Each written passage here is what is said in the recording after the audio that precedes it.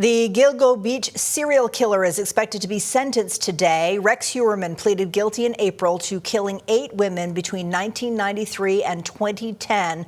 Among those women, Megan Waterman from Scarborough.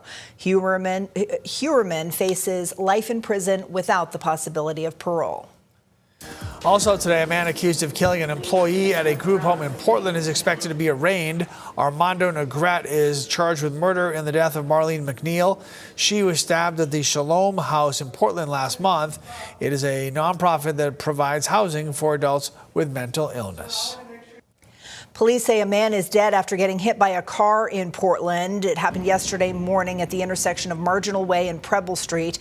Police say the man died from his injuries after he arrived at the hospital. Police are not sharing his name until family members are notified. And as of right now, no charges have been filed against the driver. Police are asking anyone who might have seen the crash to give them a call at 207-874-8575. 3 people were taken to the hospital after a pickup truck collided with a car in Kennebunk. This happened on Fletcher Street near the roundabout. Firefighters believe somebody was having a medical emergency when that crash happened.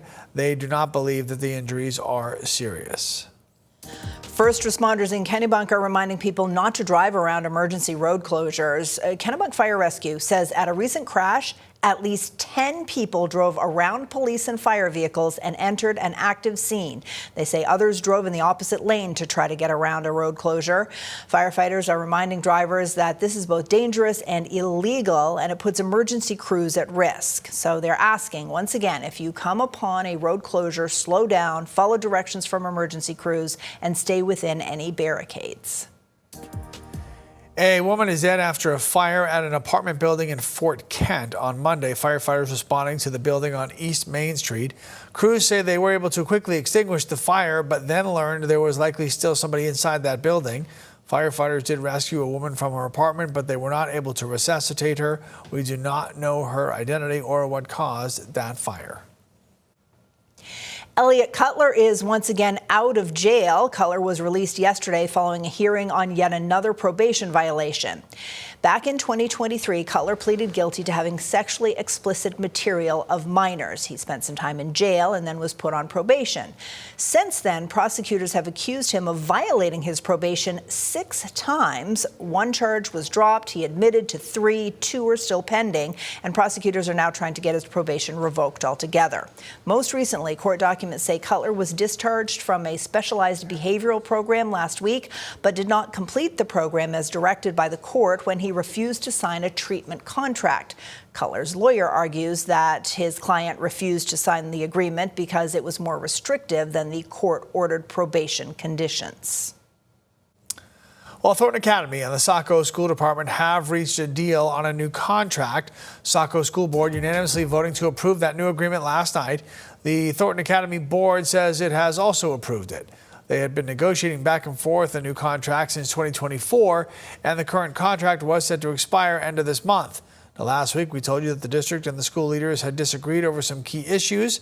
The new contract says Thornton Academy's headmaster and Saco's superintendent will come to a decision together if a student would like to change schools. If they don't agree, the student will stay wherever they were originally. The new contract also includes free school lunches for all Saco students. That contract will last for 5 years. It expires in 2031. City leaders in Bangor are reviewing possible changes to the historic preservation rules. Right. This comes after some people criticized current standards for being too strict for homeowners in historic districts.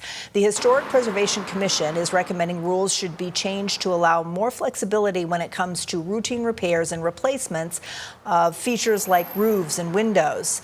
The ordinance applies to more than 400 properties across the city's 9 historic sites. City staff say they are trying to find a balance between affordable upkeep and preserving Bangor's historic character. What we're hoping to achieve with the ordinance is better flexibility when they do need to make a change.